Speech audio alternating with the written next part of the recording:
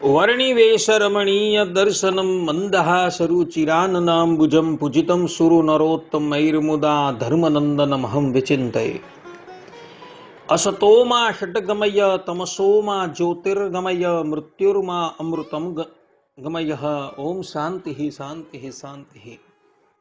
अस्मद्गुरु समारंभां नाथयामुनमध्यमां लक्ष्मीवल्लभपर्यन्तां वंदे गुरु परंपरा। આજની જ્ઞાન સભાની અંદર પધારનારા બધા જ ભગવત ભક્તોને વેદાંતાચાર્ય, પુરાણ ઇતિહાસાચાર્ય, એમએ ફિલોસોફી શાસ્ત્રી રાકેશભાઈના હેતપૂર્વક જય સ્વામિનારાયણ. એક ભગવત ભક્તએ મને પ્રશ્ન કર્યો કે શાસ્ત્રીજી, ભગવાનના શરણાગત ભક્તોએ કોનું અન્ન ગ્રહણ કરવું જોઈએ અને કોનું અન્ન ગ્રહણ ન કરવું જોઈએ, એ વિષય પર આપ થોડો પ્રકાશ કરો. શું એ સંબંધમાં શાસ્ત્રોમાં કંઈક પ્રાવધાન થયું છે? અને જો શાસ્ત્રોમાં એ સંબંધમાં કંઈક પ્રાવધાન થયું હોય તો આપ એનો પ્રકાશ કરો. આ પ્રમાણે એ ભગવત ભક્તએ મને પ્રશ્ન કર્યો. તો આજે આપણે બધા આ વિષય પર થોડી વાત શ્રવણ કરશું, તો બધા જ શ્રોતાગણો ધ્યાનપૂર્વક આ પ્રવચન શ્રવણ કરે અને એને આત્મસાત કરી દે. તો ભગવાન સ્વામિનારાયણ શિક્ષાપત્રીના 19મા શ્લોકમાં કહે છે કે અગ્રાહ્ય અન્નેન પક્વમ યદ અન્નમ તદ ઉદકમ ચ ન જગન્નાથપુરો અન્યત્ર ગ્રાહ્યમ કૃષ્ણ પ્રસાદ્યપી. અર્થાત કે જેના હાથનું રાંધેલું અન્ન તથા જેના પાત્રનું જળ તે ખપતું ન હોય, તેણે રાંધેલ અન્ન તથા તેના પાત્રનું જળ તે શ્રી કૃષ્ણ ભગવાનને પ્રસાદી ચરણામૃતના મહાત્મ્ય કરીને પણ જગન્નાથપુરી વિના અન્ય સ્થાનક વિશે ગ્રહણ ન કરવું. અને જગન્નાથપુરીને વિશે જગન્નાથજીનો પ્રસાદ લેવાય તેનો દોષ નથી. આ પ્રમાણે ભગવાન સ્વામિનારાયણે અહીં સ્પષ્ટ રૂપે પોતાના સમસ્ત આશ્રિતોને આજ્ઞા આપેલી છે કે જગન્નાથપુરી સિવાય અન્ય કોઈ પણ સ્થાનકમાં દેવનો પ્રસાદ પણ ગ્રહણ નથી કરવાનો. કેવલ જગન્નાથપુરીમાં જ જગન્નાથ ભગવાનનો પ્રસાદ લેવો, એમાં કોઈ પણ જાતનો દોષ નથી. કારણ કે જગન્નાથપુરીમાં માતા લક્ષ્મી જગન્નાથ ભગવાનના મંદિરમાં સ્વયં પોતે જગન્નાથ ભગવાનને અર્થે રસોઈ બનાવે છે અને જગન્નાથ ભગવાન સ્વયં એનો ભોગ લગાવે છે, એવું સ્કંદ પુરાણમાં લખેલું છે. આજે પણ દિવ્ય રૂપે આવીને માતા લક્ષ્મી આ કાર્ય સંપાદન કરે છે. તો ભગવાનનો ભક્ત જગન્નાથપુરીમાં જગન્નાથજીનો પ્રસાદ લઈ શકે છે, એમાં દોષ નથી. પરંતુ અન્ય સ્થાન પર એને ભગવાનનો પ્રસાદ પણ લેવાનો નથી. આ ઉપરાંત નારદ પંચરાત્રની ભારદ્વાજ સંહિતા પરિશિષ્ટ 3 શ્લોક 83 તો ત્યાં લગીનનું વિધાન છે કે શ્રદ્ધાપૂતમ વૈદ્યસ્ય અપિ અન્નાદ્યમ તુ કદાચન ઇજ્યાસુ વિનિયુંજિત ન શ્રાદ્ધે સતિ કિંચન.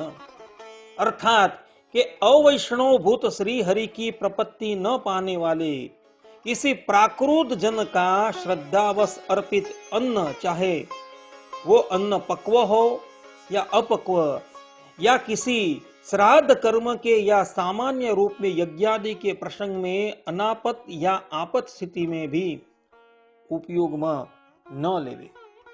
इस अवैष्णव दत्त अन्न का भोजन आदि में लेना या उपयोग भी फल प्राप्ति में बाधक समझा जाता है.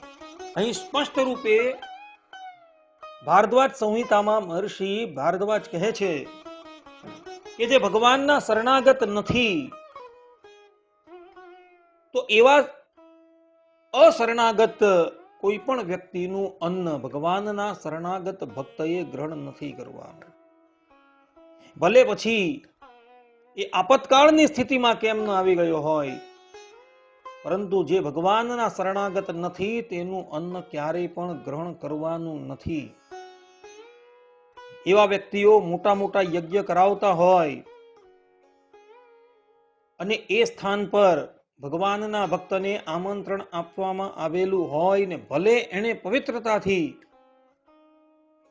અન્ન નિર્માણ કરેલું હોય, તો પણ એ સ્થાનક પર એને અન્ન ગ્રહણ નથી કરવાનું. એનું કારણ એ કે સામુવાળો વ્યક્તિ ભગવાનનો શરણાગત નથી.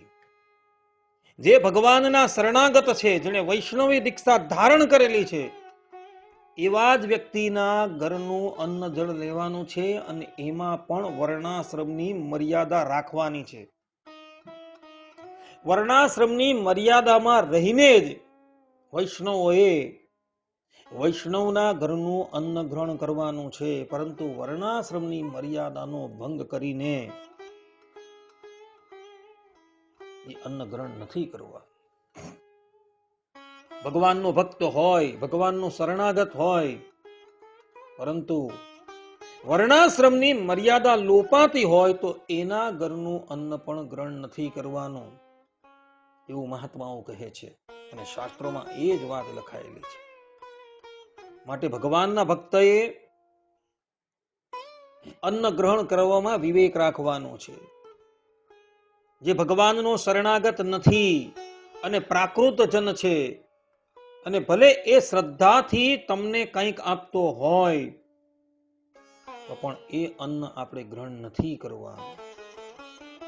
કદાચ લોકલાજને વિશે કાચું અન્ન ગ્રહણ કરવું પડે એવી પરિસ્થિતિ આવે તો એ અન્ન લઈ લેવું, પરંતુ એ અન્ન યોગ્ય જગ્યાએ વિનિયોગ કરી દેવું. પરંતુ એ અન્ન મુખથી ક્યારેય પણ ગ્રહણ ન કરવું, એવું અહીં ભારદ્વાજ સંહિતાની અંદર લખાયું છે. માટે ભક્તો વિવેક રાખજો.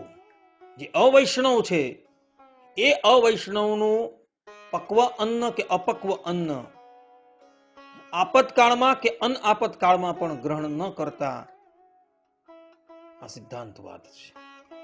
પેલા ભગવત ભક્તએ મને જે પ્રશ્ન કરેલો હતો એ પ્રશ્નનો ઉત્તર અહીં નારદ પંચરાત્રની ભારદ્વાજ સંહિતામાં ભારદ્વાજ ઋષિએ આપેલો છે. આટલું કહીને હું મારી વાણીને અહીં વિરામ આપું છું. સર્વે સંતુ નિરામયઃ, સર્વે સુખીનો ભવંતુ, સર્વે ભદ્રાણિ પશ્યન્તુ, મા કશ્ચિદ દુઃખ ભાગ ભવેત અસ્તુ. જય સ્વામિનારાયણ.